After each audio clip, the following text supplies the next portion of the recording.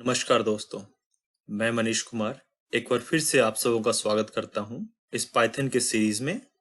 तो आज हम सीखेंगे सेट्स कि पाइथन में सेट्स क्या होता है।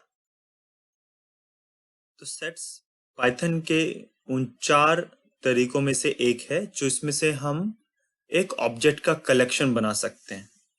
तो सबसे पहले हमने देखा था लिस्ट्स,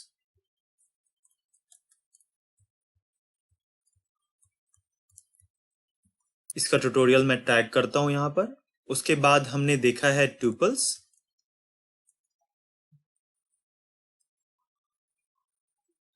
इसका ट्यूटोरियल भी मैं यहाँ टैग करता हूं। आज हम देख रहे हैं सेट्स और आगे हम देखेंगे डिक्शनरी। डिक्शनरी का ट्यूटोरियल भी मैं जल्दी ही डालूंगा।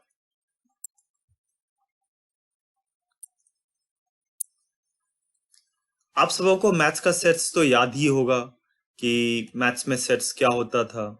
वैसे ही सेट एक ऑब्जेक्ट्स जो होते हैं, जितने भी डेटा टाइप्स हो सकते हैं पाइथन में, उन सभी डेटा टाइप्स के ऑब्जेक्ट्स हो सकते हैं। तो उन ऑब्जेक्ट्स का कलेक्शन है। और हम ये कलेक्शन क्यों बनाते हैं? हम कलेक्शन इसलिए बनाते हैं क्योंकि अगर हमें बहुत सारा डेटा प्रोसेस करना हो और हम एक एक डेटा पॉइंट करके अगर प्रोसेस करने लगेंगे तो शायद वो इम्पॉसिबल हो, या फिर नहीं तो बहुत समय लगेगा हमें। तो इसलिए हम एक कलेक्शन बनाते हैं। उन कलेक्शंस को प्रोसेस करना, उनको मैनिपुलेट करना या उनके ऊपर कोई भी एक्शन लेना वो बहुत ही इजी हो जाता है। तो आज हम देखेंगे कि सेट्स में कैसे हम सेट्स को क्रिएट करते हैं, कैसे स्लाइसिंग एंड डाइसिंग करते हैं, कैसे सेट्स में हम ऑब्जेक्ट्स ऐड करते हैं या रिमूव करते हैं, या फिर कैसे सेट्स को हम ज्वाइन करते हैं। तो आइए सबसे पहले हम जाने सेट्स क्या होता है। सेट्स में एलिमेंट्स अनऑर्डर्ड होते हैं, अनइंडेक्स्ड होते हैं और उसके एलिमेंट्स यूनिक होते हैं। तो इसका मतलब क्या हो गया? अनऑर्डर्ड मतलब हमने ये ट्यूपल्स और लिस्ट्स में देखा था कि हम जिस ऑर्डर में क्रिएट करते हैं उसी ऑर्डर में एलिमेंट्स हम रिट्रीव करते हैं, या जब डिस्प्ले करते हैं तो उसी ऑर्डर में एलिमेंट्स डिस्प्ले होते हैं। सेट्स में ऐसा नहीं होता है। आप सोचते होंगे फिर कैसा होता है, तो हम एग्जांपल देखेंगे अभी थोड़ी देर में। अनइंडेक्स्ड, अनइंडेक्स मतलब इसमें कोई इंडेक्स नहीं होती है, क्योंकि ये ऑर्डर नहीं होता। तो हमें ऐसा नहीं होता है कि सेट 0 जैसे हम लिखते थे, जैसे अगर वही ट्यूपल होता या लिस्ट होता तो हम अगर फ्रूट्स एक लिस्ट है तो फ्रूट 0 करते तो हमें पहला एलिमेंट देता। उसी तरह अगर ट्यूपल होता तो भी हमें पहला एलिमेंट देता। सेट में ऐसा नहीं होता है। सेट में एलिमेंट्स इंडेक्स्ड नहीं होते हैं। कोई ऐसे 0 1 2 3 4 ऐसे करके, या -1 -2 ऐसा कुछ नहीं होता है। सेट्स में एलिमेंट्स रैंडम तरीके से स्टोर होते हैं। और अभी तक हमने देखा क्या लिस्ट और ट्यूपल्स में डुप्लीकेट एलिमेंट्स भी हम डाल सकते हैं। लिस्ट और ट्यूपल्स में एलिमेंट्स के डुप्लीकेट्स भी हो सकते हैं, लेकिन सेट में ऐसा नहीं होता है। सेट में हर एलिमेंट यूनिक होना चाहिए। अगर हम डुप्लीकेट्स डालेंगे भी तो वो बस वो एक ही लेगा। तो आइए सबसे पहले हम एक फ्रूट्स का एग्जांपल ही लेते हैं। तो हम फ्रूट्स का एक सेट बनाएंगे। Fruits is equal to set curly braces से बनता है। तो इसमें हम सभी स्ट्रिंग ले रहे हैं, लेकिन आप इसमें अलग अलग डेटा टाइप ले सकते हैं। जैसे आपका बुलियन भी हो सकता है, इंटीजर भी हो सकता है, फ्लोट भी हो सकता है, या कोई भी कॉम्प्लेक्स डेटा टाइप हो सकता है, जैसे सेट भी हो सकता है इस पार्ट का। तो हम सबसे सिंपल अभी लेते हैं फ्रूट्स में एप्पल्स, बनाना, ऑरेंज। अभी अगर ये ट्यूपल होता या लिस्ट होता, जब हम प्रिंट करते ऐसे फ्रूट्स तो हमें सेम ऑर्डर में प्रिंट होता। आइए सेट में करके देखते हैं किस ऑर्डर में प्रिंट होता है। ये देखिए सबसे पहले बनाना आ गया, फिर ऑरेंज आया, फिर एप्पल आया, जबकि मैंने सबसे पहले एप्पल दिया था।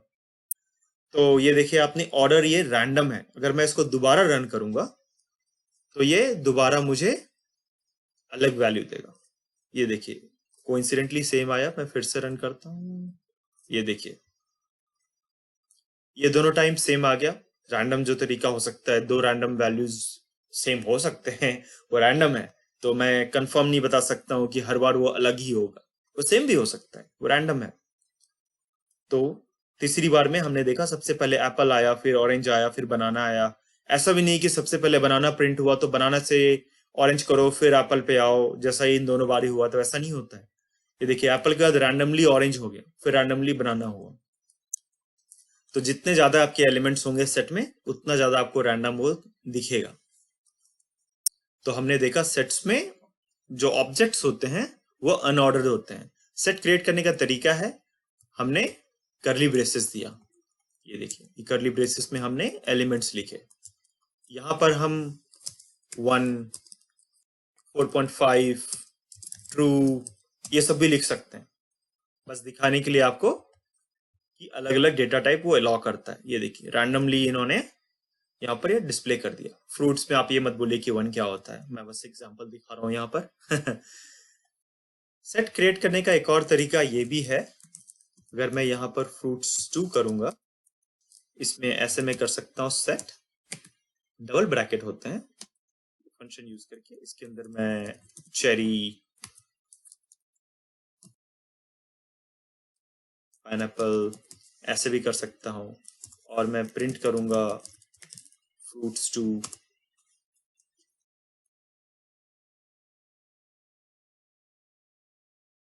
तो ये देखिए ये भी एक सेट क्रिएट हो गया है ना।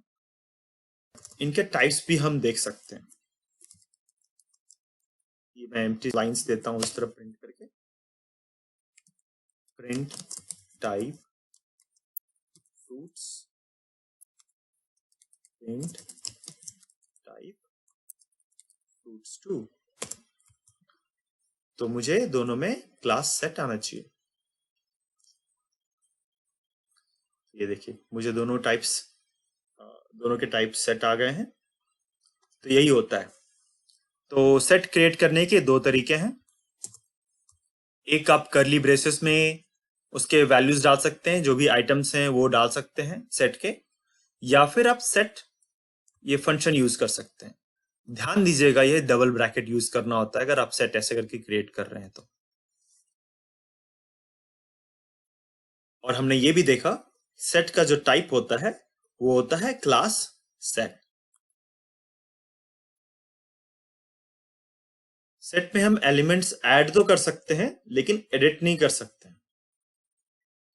तो इसका मतलब क्या हुआ, एक बार हमने सेट क्रिएट कर दिया, तो अगर आपका एप्पल का स्पेलिंग गलती हो गया, आपने APLE लिख दिया, तो फिर आप उसको एडिट करके APP नहीं कर सकते हैं।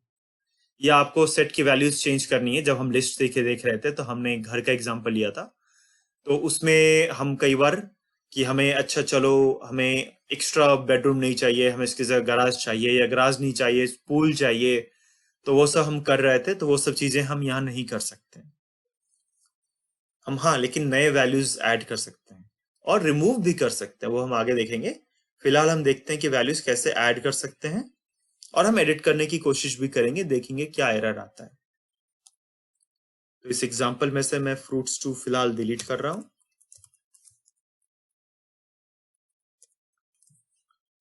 तो हम फ्रूट्स सेट में ऐड करेंगे वैल्यूज। ये ऐड करके एक फंक्शन होता है जिसमें मैं डाल सकता हूं कि कौन सा एलिमेंट ऐड करना है। तो मैं ऐड करता हूं चेरी, उसके बाद मैं फ्रूट्स प्रिंट करूंगा, तो देखते हैं क्या आता है। तो ये देखिए चेरी ऐड हो गया, बाकी एलिमेंट्स वैसे के वैसे ही रह गए, ये चेरी उसमें ऐड हो गया। ये सब हटा देता हूं, ये मैंने बस एग्जांपल के लिए दिखाया था, और क्लीन करके हम फिर रन करते हैं। तो ये देखिए चेरी, बनाना, एप्पल, ऑरेंज, तो ये चेरी ऐड हो गया। अगर आपको एक सेट को दूसरे सेट में ऐड करना है, आपके पास मान लीजिए यहाँ पर जैसे हमने fruits 2 कर रखा था, हम ये fruits 2 में डालेंगे इस पर पाइनएप्पल और पपाया।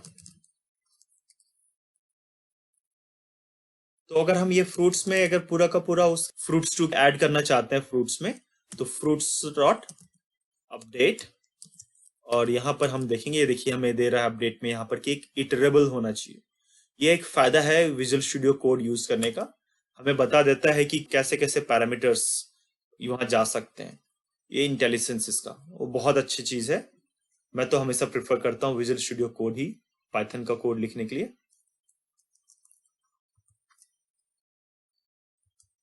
तो हमने रन किया और फ्रूट्स का आउटपुट जो आया है उसमें पाइनएप्पल भी है और पपाया भी है।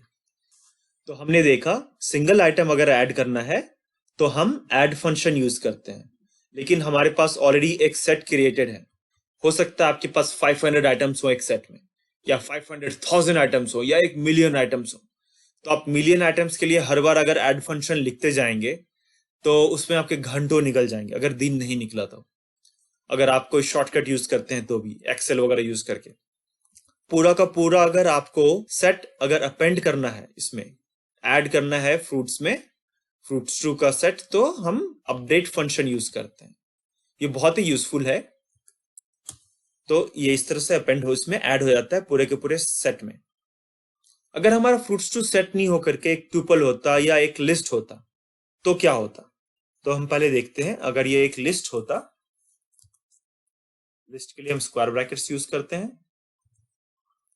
तो हमने यहां पर जब ये हम अपडेट फंक्शन लिख रहे थे तो हमने ये फंक्शन का ये दिया था, तो हमें विजुअल स्टूडियो इंटेलिजेंस ने बोला था कि इटरेबल चाहिए। तो फ्रूट्स टू भी एक इटरेबल है। तो देखते हैं क्या होता है। हम रन करते हैं।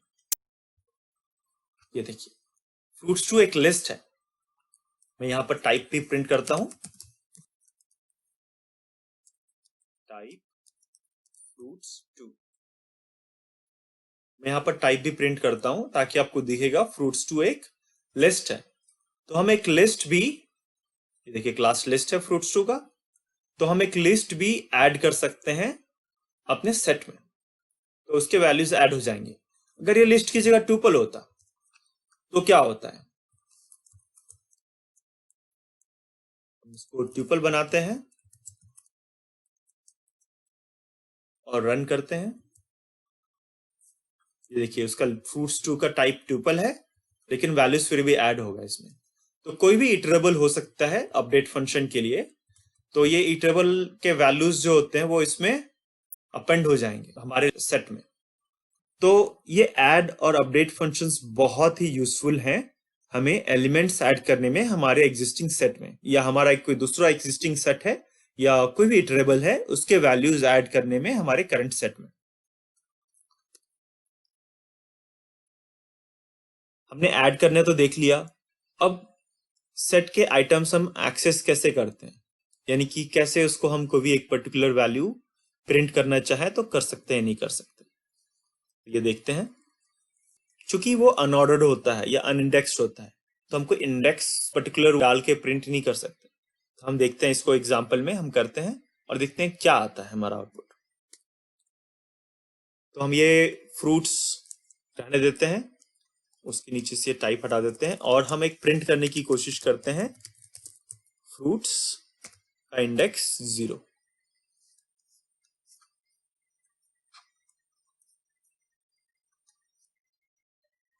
ये देखिए टाइप एरर आ गया हमें, सेट ऑब्जेक्ट इज नॉट सब्सक्रिप्टेबल।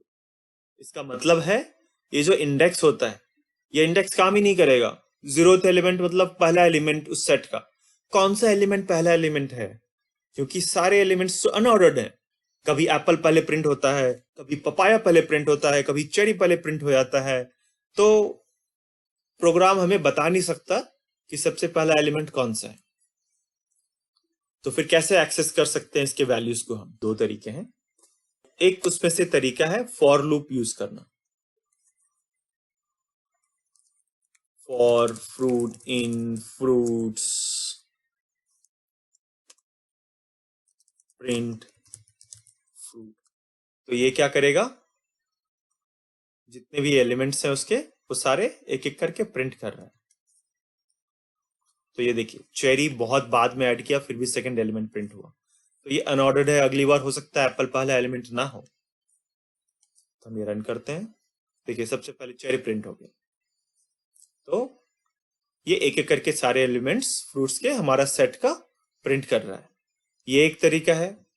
और दूसरा तरीका है इन चेक करना, जो ट्रू और फॉल्स रिटर्न करता है कि प्रिंट कि हमारे इसमें बनाना है क्या, बनाना इन फ्रूट्स, तो ये ट्रू और फॉल्स रिटर्न करेगा। ये देखिए ट्रू, बनाना है, ये ट्रू रिटर्न किया। वही अगर मैं ये बोलूं क्या हमारे फ्रूट्स में स्ट्रॉबेरी है,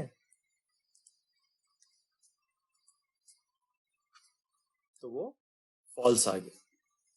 तो बस हम फॉर से हर एलिमेंट प्रिंट कर सकते हैं, या हमें कोई पर्टिकुलर एलिमेंट चेक करना है कि हमारे सेट में है या नहीं, तो हम ये इन यूज करते हैं। अनफॉर्चुनेटली हम इंडेक्स के थ्रू नहीं प्रिंट कर सकते हैं, जैसे हम लिस्ट और ट्यूपल में कर सकते हैं। ऐड आइटम्स, इसका एग्जांपल मैंने पहले ही दिखा दिया कि हम कैसे एक आइटम अगर ऐड करना है तो ऐड फंक्शन यूज कर सकते हैं, या मल्टीपल आइटम्स अगर ऐड करने हैं तो अपडेट फंक्शन यूज कर सकते हैं, जिसमें पूरा का पूरा हम एक इटरेटिव टाइप उसमें ऐड कर देंगे, चाहे वो सेट हो सकता है, लिस्ट हो सकता है, ट्यूपल हो सकता है, डिक्शनरी हो सकता है। लेकिन हमने डिक्शनरी का अभी तक देखा नहीं है, इसलिए मैंने उसका एग्जांपल नहीं लिया। रिमूव आइटम्स, मान लीजिए हमारे सेट में हमने स्पेलिंग मिस्टेक कर दिया, एप्पल की जगह पर हमने APLE लिख दिया, तो फिर हम उसको एडिट तो कर नहीं पाएंगे, तो उसको सुधारेंगे कैसे? तो हम उसमें से वो वैल्यू डिलीट कर सकते हैं और नया वैल्यू ऐड कर सकते हैं। तो हम देखते हैं रिमूव का क्या तरीका है। अलग अलग तरीके हैं रिमूव करने के आइटम्स हमारे सेट में से। सबसे बेसिक तरीका है ये फ्रूट्स डॉट रिमूव, और मैं इसमें से एप्पल हटाता हूं, फिर प्रिंट फ्रूट्स, ये रन करता हूं, तो हमारा जो पहला प्रिंट था उसमें एप्पल आया, और ये देखिए सेकंड प्रिंट में एप्पल नहीं आया, तो हमने एप्पल रिमूव कर दिया। ये एक अच्छा तरीका है रिमूव करने का, अगर आपको पता है कि एप्पल एग्जिस्ट करता है उस पर्टिकुलर सेट में। ऐसा भी हो सकता है कि उस सेट में एप्पल एग्जिस्ट नहीं करता, जैसे मान लीजिए यहां पर मैंने डाल दिया APL, मैं यहां पर गलती करता हूं APL, अब मैं एप्पल को रिमूव करने की कोशिश कर रहा हूं, मैंने मिस कर गया कि यहाँ पर मैंने टाइपो किया था, तो अब मैं इसको रिमूव करने की कोशिश करता हूं, तो मुझे एक एरर आएगा। ये बोल रहा है एरर इसलिए आया क्योंकि एप्पल रिमूव करने की कोशिश कर रहे हैं हम उस सेट से जिस सेट में एप्पल एग्जिस्ट ही नहीं करता है। तो अब क्या तरीका है? एक तो हम पहले इफ कंडीशन लगा के चेक कर सकते थे कि एप्पल अगर एग्जिस्ट करता है तो ही एप्पल रिमूव करो, नहीं तो कुछ नहीं करो। नहीं तो फिर एक और तरीका है, हम डिस्कार्ड फंक्शन यूज कर सकते हैं। डिस्कार्ड फंक्शन क्या करता है, अगर वो आइटम एग्जिस्ट करता है तो रिमूव करता है, नहीं तो कोई एरर नहीं देता है।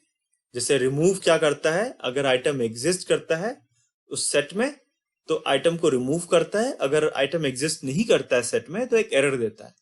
तो सबसे पहले हम देखेंगे जब आइटम एग्जिस्ट करता है, एप्पल निकल गया। अब हम यहां पर स्ट्रॉबेरी कर देते हैं।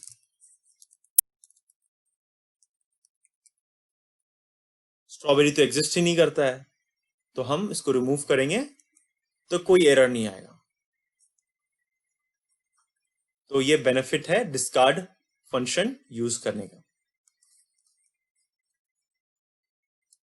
इसके अलावा एक और तरीका है, जब हमें सारे एलिमेंट्स इसके डिलीट करने हैं तो हम यूज करेंगे क्लियर फंक्शन। क्लियर फंक्शन क्या करता है, इस फ्रूट्स सेट में जितने आइटम्स हैं सबको डिलीट कर देता है। हम ये करते हैं क्लियर, तो ये देखिए सिर्फ एक एम्प्टी सेट मिला हमें, राइट। और अगर हमें पूरा का पूरा सेट डिलीट करना है तो हम क्या करेंगे, जैसा हमने बाकी कलेक्शन ऑफ आइटम्स के लिए देखा था, हम डेल फंक्शन यूज कर सकते हैं फ्रूट्स। तो हमें उसके बाद फ्रूट्स में एरर आना चाहिए क्योंकि फ्रूट्स तो डिलीट हो गया इसके पहले। तो हम रन करके देखते हैं, तो ये देखिए पहले तो प्रिंट हो गया फ्रूट्स, क्योंकि ये पहला प्रिंट स्टेटमेंट था हमारा यहाँ पर जब हमने सारे आइटम्स ऐड किए उसमें। तो उसके बाद फिर आया name fruits is not defined, मतलब फ्रूट्स है ही नहीं, हमने डिलीट कर दिया पूरा का पूरा फ्रूट सेट। तो इसलिए जब आपको सेट रखना है लेकिन उसके सारे आइटम्स डिलीट करने हैं तो हम क्लियर फंक्शन यूज करते हैं, और अगर पूरा का पूरा सेट डिलीट करना है तो हम del फंक्शन यूज करते हैं। यहाँ पर हम del यूज करके डिलीट कर देते हैं। अगर आपको एक सिंगल एलिमेंट पॉप करना है, एक कलेक्शन ऑफ आइटम्स है तो आप पॉप भी कर सकते हैं। तो पॉप में क्या होगा, कोई भी एक रैंडम आइटम आ जाएगा। तो पॉप एक अच्छा तरीका नहीं है अनलेस कोई स्पेसिफिक सिनेरियो हो आपको। तो ये इंटरव्यूज में बहुत ज्यादा पूछा जाता है कि अगर एक सेट है आपके पास और आप पॉप करेंगे तो उस सेट में से कौन सा आइटम आपको मिलेगा, तो वो एक रैंडम आइटम देगा। तो हम ये करते हैं फ्रूट्स डॉट पॉप। इसका रीजन ये है कि कोई इंडेक्स होता ही नहीं इसमें, ये अनऑर्डर्ड कलेक्शन ऑफ ऑब्जेक्ट्स है हमारा सेट। तो ये देखिए इस बार इसमें से कौन सा निकला, पपाया, पपाया निकल गया। हाँ, वही अगर हम दोबारा इसको रन करेंगे तो इस बार पपाया है, एप्पल निकल गया। फिर रन करेंगे तो फिर से एप्पल निकला। जो हमारा पहला एलिमेंट होता है वो पॉप, कोई भी एक एलिमेंट वो पॉप कर देगा। तो बहुत ही रिलायबल सोर्स नहीं है। हम इसको ऐसे भी प्रिंट कर सकते हैं कि कौन सा एलिमेंट पॉप हो रहा है हमारा, ज्यादा इजी है। तो ऐसे हम इसको क्लीन करके रन करते हैं तो देखिए बोल रहा है चेरी पॉप हो गया। जैसा मैंने स्टार्ट में बोला था कि ये सेट्स हमारे मैथमेटिकल सेट्स की तरह ही है कुछ कुछ। तो मैथमेटिक्स में सेट्स का ज्वाइन हो सकता है, इंटरसेक्शन हो सकता है। तो यहाँ पर होता है क्या, तो हम देखेंगे कि पाइथन में हम सेट्स को कैसे ज्वाइन कर सकते हैं। तो ये पॉप का स्टेटमेंट हटाता हूं मैं यहाँ से, क्लियर करता हूं आउटपुट। तो हमारे पास दो सेट्स हैं, फ्रूट्स एंड फ्रूट्स टू। यहां पर मैं ये सब क्लियर करता हूं। तो सबसे पहले हमने देख रखा है कि अपडेट, अपडेट क्या करता है। अगर मैं ऐसे लिखता हूं fruits dot update fruits two, तो जितने भी फ्रूट्स टू के एलिमेंट्स हैं वो फ्रूट्स में ऐड कर देते हैं, राइट। तो हमारा फ्रूट सेट क्या हो जाता है, वो फ्रूट्स और फ्रूट्स टू के सेट्स जितने आइटम्स हैं वो फ्रूट सेट में आ जाता है। तो हमने ये देख रखा है, इसको मैं रन करके फिर से एक बार दिखा देता हूं। तो papaya, Apple, pineapple, banana and orange, तो दोनों सेट के वैल्यूज आ गए। अगर कोई डुप्लीकेट रहता तो हमने बोला है कि एक सेट में डुप्लीकेट नहीं हो सकता है। अगर मुझे बनाना पसंद है और मैं बनाना 2 बार डालता हूं तो 2 बार बनाना नहीं आएगा, तो बनाना एक ही बार। ये एक तरह से यूनियन है जिसमें डुप्लीकेट वैल्यूज हट जाते हैं। तो ये अपडेट है जो यूनियन करता है। वैसे यूनियन करके एक फंक्शन भी है हमारे सेट्स में, लेकिन ये एक सेट रिटर्न करता है जो दोनों सेट का यूनियन रहे। तो उसके लिए इस फ्रूट्स को मैं फ्रूट्स 1 कर देता हूं, फ्रूट्स 1 एंड फ्रूट्स 2। तो ये रिटर्न करेगा हमारा एक फ्रूट्स। अब इसके बाद मैं प्रिंट फ्रूट्स 1, प्रिंट फ्रूट्स 2, उसके बाद प्रिंट फ्रूट्स। तो हमारा जो यूनियन फंक्शन है वो एक सेट रिटर्न करेगा जो इन दोनों के एलिमेंट्स का यूनियन होगा, और जो डुप्लीकेट एलिमेंट्स हैं वो हट जाते हैं। फ्रूट्स 1 के जितने भी आइटम्स हैं और फ्रूट्स 2 के जितने भी आइटम्स हैं उसमें से डुप्लीकेट हटा के बाकी जो बचते हैं वो सारे यहाँ प्रिंट हो जाते हैं। तो ये देखिए बनाना 2 बार नहीं होगा, बनाना एक ही बार होगा, क्योंकि हमारा जो सेट होता है वो उसमें डुप्लीकेट वैल्यूज अलाउड नहीं होते। तो ये हमारा ये यूनियन आ गया। वैसे ही हमने सेट में, मैथ्स में हम जानते हैं इंटरसेक्शन होता है, तो इसमें भी इंटरसेक्शन है। और ये देखिए जब मैं ऐसे टाइप कर रहा था तो इंटेलिजेंस मुझे 2 फंक्शन बता रहा है, इंटरसेक्शन और इंटरसेक्शन अपडेट। तो इंटरसेक्शन क्या होता है, इंटरसेक्शन फ्रूट्स 1 और फ्रूट्स 2 के बीच में जो कॉमन है एलिमेंट्स, उनको लेकर के एक नया सेट बना देता है। इन दोनों में कॉमन क्या है? बनाना। तो हमें सिर्फ बनाना आना चाहिए फ्रूट सेट में। आया? क्योंकि ये सिर्फ उनका इंटरसेक्शन करता है। इंटरसेक्शन अपडेट क्या करता है? इंटरसेक्शन अपडेट फ्रूट्स 1 में अगर हम ये ऐसे करते हैं तो फ्रूट्स 1 में और फ्रूट्स 2 के बीच में जो कॉमन एलिमेंट्स हैं, यानी कि जो इंटरसेक्शन है, वो फ्रूट्स 1 में स्टोर कर देता है। डिफरेंस इंटरसेक्शन और इंटरसेक्शन अपडेट में ये है कि इंटरसेक्शन एक नया सेट क्रिएट करता है। इंटरसेक्शन अपडेट एग्जिस्टिंग जो सेट है, जिस सेट के ऊपर हम ये मेथड लगा रहे हैं, उस सेट के में ही वो अपडेट कर देता है वैल्यूज को।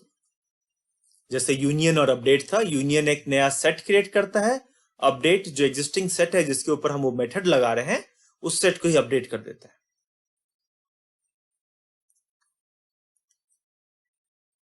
तो ये देखिए, सेट हमारा फ्रूट्स 1 जो था उसमें और भी एलिमेंट्स थे, लेकिन सिर्फ बनाना बचा, क्योंकि बनाना ही इंटरसेक्शन है फ्रूट्स 1 और फ्रूट्स 2 में। तो इंटरसेक्शन क्या करता है? इंटरसेक्शन जो हमारा डुप्लीकेट आइटम्स हैं दोनों सेट में, वो रिटर्न करके एक नया सेट बनाता है। इंटरसेक्शन अपडेट उन डुप्लीकेट आइटम्स को लेकर के जो हमारा पहला सेट है जिसके ऊपर हमने मेथड लगाया उसमें डाल देता है। तो एक दूसरा मेथड ऐसा भी होना चाहिए जिसमें डुप्लीकेट्स नहीं हो, बिना डुप्लीकेट्स के सारे वैल्यूज आ जाएं। जैसे कि अगर फ्रूट्स 1 और फ्रूट्स 2 है तो इन दोनों में जो डुप्लीकेट है बनाना, वो बनाना छोड़ के बाकी सारे एलिमेंट्स आ जाएं। तो हाँ, ऐसा एक फंक्शन है पाइथन में। तो हाँ, ऐसा एक फंक्शन एग्जिस्ट करता है पाइथन में और उसका नाम है सिमेट्रिक डिफरेंस। तो सिमेट्रिक डिफरेंस है और सिमेट्रिक डिफरेंस अपडेट है, जैसा हमने यूनियन और इंटरसेक्शन में देखा कि यूनियन का अपडेट हो जाता है और इंटरसेक्शन का इंटरसेक्शन अपडेट हो जाता है। सिमेट्रिक डिफरेंस क्या करेगा? एक नया सेट रिटर्न करेगा जिसमें वो सारे आइटम्स होंगे जो यूनिक हैं दोनों सेट्स में, यानी कि जो डुप्लीकेट आइटम्स हैं, यानी कि जो कॉमन आइटम्स हैं, वो नहीं रहेंगे। ये इंटरसेक्शन का उल्टा है। अगर मैं यहां पर प्रिंट फ्रूट्स करूं तो आप देख पाएंगे कि इसमें एप्पल, पाइनएप्पल, पपाया और ऑरेंज आया, यानी कि बनाना जो कि कॉमन था, कॉमन आइटम था दोनों सेट्स में, वो नहीं आया। अगर मैं एक नया सेट क्रिएट करने के बजाय एग्जिस्टिंग सेट में ही अपडेट करना चाहूं वैल्यूज को, तो यहां पर सिमेट्रिक डिफरेंस अपडेट यूज करूंगा। वो मैंने कंट्रोल के और कंट्रोल सी दबा के इसको कमेंट किया, तो ये बहुत ही यूजफुल होता है विजुअल स्टूडियो में। अभी मैं इसको रन करूंगा तो ये देखिए, मुझे जो एग्जिस्टिंग ये फ्रूट्स 2 है और फ्रूट्स 1 है, फ्रूट्स 1 अपडेट हो गया, उसमें बनाना हट गया और पाइनएप्पल और पपाया ऐड हो गए। तो यानी कि जो कॉमन आइटम था वो कॉमन आइटम हट गया और बस यूनिक आइटम्स दोनों सेट से उसमें आ गए। तो यूनियन एक तरह से आप कह सकते हैं इंटरसेक्शन और सिमेट्रिक डिफरेंस का सम है। तो हमने देखा कि सेट क्या होता है, सेट में आइटम्स कैसे ऐड करते हैं, सेट्स को कैसे अपडेट करते हैं और सेट्स के वैल्यूज कैसे एक्सेस करते हैं, उसमें कैसे वैल्यूज जो आइटम्स होते हैं रिटर्न करते हैं, और सेट्स के जॉइंट्स क्या होते हैं, अलग अलग जॉइंट्स। तो आपको ये वीडियो कैसा लगा प्लीज अपने कमेंट्स लिखें और प्लीज लाइक और सब्सक्राइब करें मेरे चैनल को। Thank you.